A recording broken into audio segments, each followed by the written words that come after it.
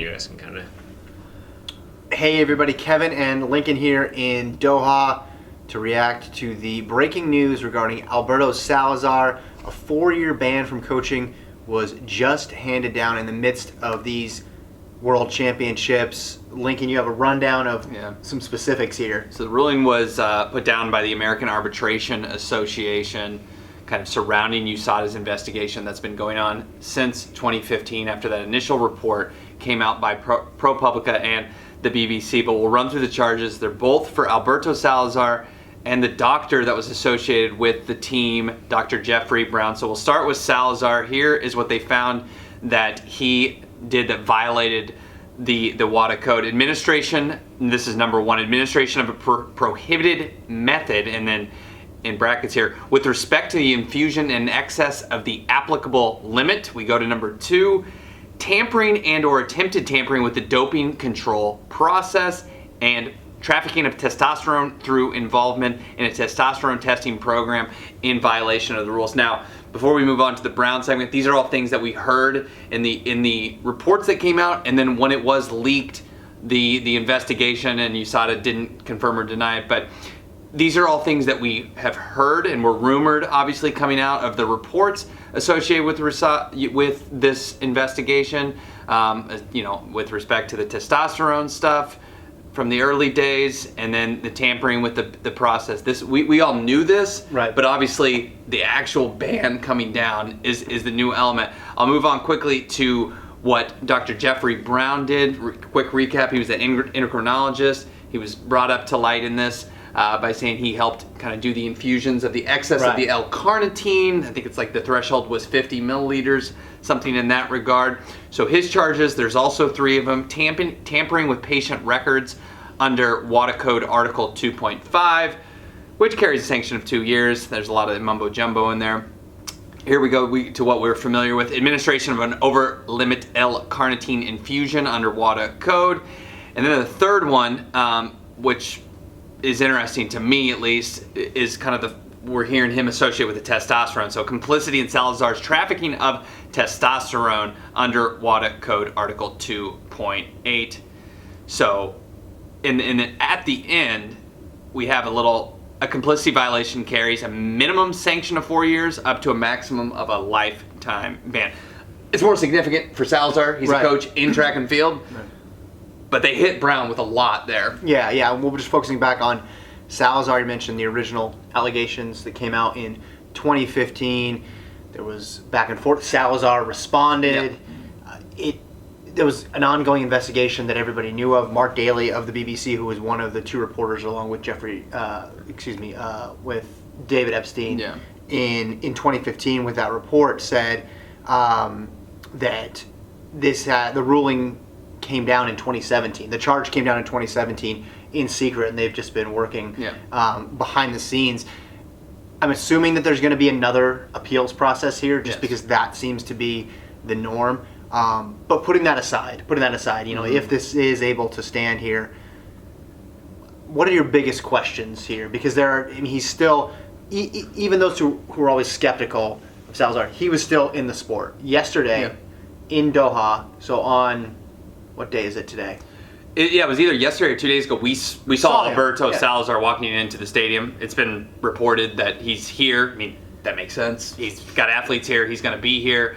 So as recently as a day or 2 ago, we saw him walking around the stadium. So we can confirm he is here with his athletes. His athletes are competing. So with that, my questions sticks here in Doha. Right. We have the men's 800-meter final coming tomorrow. Donovan Brazier, Nike Oregon Project athlete.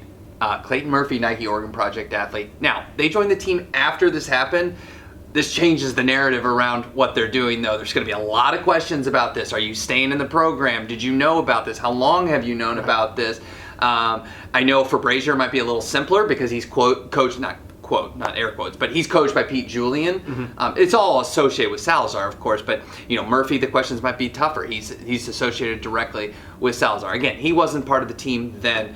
But you go through the laundry list of athletes that are here representing the Nike Oregon Project. Craig Ingles is going to be a part of that. He'll get these questions. Safan Hassan, who just won the 10,000, she's going to get those questions. For me, though, the big one, of course, and it doesn't have anything to do with these, is Galen Rupp. Well, this weekend, or 2 weekends from now, Chicago Marathon is coming up, and you have Galen Rupp, who's there. You have Jordan Hasay, who's there, and you have Mo Farah, who's there, who's no longer with the group. Another person who's no longer with the group that we mentioned in that list of people in Doha would be Matt Centrowitz as well, too, who I'm sure is going to get the question. But he's synonymous with the Nike Oregon Project. The whole thing started under his leadership, under his guys. What's the future of it in general? I mean, forget this weekend and forget next weekend in Chicago. What are they going to do with the group? How does Nike handle it? I think is a big question as well. And those athletes, you're right, they're able to parse it and say, hey, this is when I joined. Did they know about the fact that he was charged in 2017? Did they not know? If they did, why did they stick around? I mean, all those things are very relevant and important questions to find out. Absolutely. Yeah, I don't know if they'll want to answer those things, of course.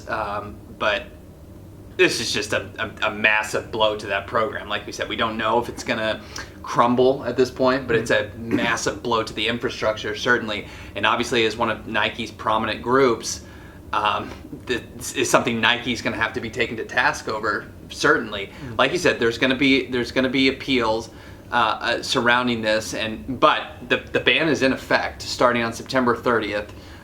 So, which is today, of course. Ostensibly, Alberto Salazar will have to leave these World Championships. The doctor, obviously, we don't. That's a different situation for him, but. He was at these championships. He's not going to be allowed to be at these championships now. So something changed. We don't know if Alberto knew this. I assume he had more information than I did. I don't think this just came out of the blue. But I don't think he was planning on having to leave these early because this was coming out. Well, the timing, couldn't be worse for them. In the middle of the championships, could be worse for the athletes, whether it's a marathoner or it's a track athlete here in Doha. Marathon coming up, like I mentioned, in Chicago with so many of the big names. Galen Rupp's only had one coach ever in his running career. It's been Alberto Salazar the whole way through. What does he do short term and long term now? There's just countless amounts of questions here. Alberto Salazar had such a huge reach in the sport, and the Oregon Project had such a huge reach in the sport that this is going to impact a lot of different areas. Yeah, I mean, what happens to Pete Julian? I mean, you would think, he'll take over. He's the next successor, the assistant coach there. So it's not as simple, of course, as just a handing over of the workout book from Galen and from Alberto to Pete Julian. And I mean, I would assume Galen, of anyone, will stay with the Oregon Project, but this is going to be strange to see the ramifications trickle out over the next couple of days, over the next couple of weeks. Because this has a far-reaching impact. A person we haven't talked about, Kara Goucher, she was one of the initial people that helped. The whistleblowers. That helped create the report. She said in 2016, a long time ago now, at the Olympic marathon trials, justice is coming. Been over 3.5 years since then, but justice. If this is justice for her, it has arrived, and a lot of reaction from the running community. This is going to be all the buzz. And for better or worse, it's going to overshadow the next 6 days of the World Championships. Yeah, it's hard to read it any way different than that. With Oregon Project, like I mentioned, they're just, it started out as a way to get the United States elevated in distance running, and it's blossomed into this group that has the best, regardless of the nationality, the best runners in the world. That's a preeminent group. What do they do with that? There's a big difference in public perception between rumors of impropriety, reports of impropriety, and then being charged with impropriety. And once the charge comes down, I think that's going to have a much larger impact, a much more lasting impact. I think this has a chance to move or persuade some people in that direction. And I'll be interested what like you mentioned, Nike's response to this.